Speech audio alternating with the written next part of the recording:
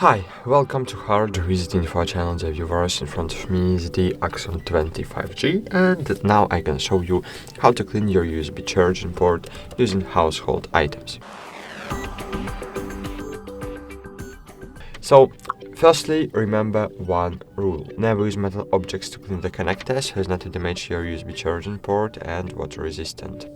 I suggest to use an old toothbrush which you no longer use. So, as you can see, there is something in my port that prevents the charging cable from going all the way into the connector, and now we are going to try to clear it. So, firstly, you need to take the cover off if you have. Then insert one part of the brush into the connector and just try to pry the dirt out. That's it.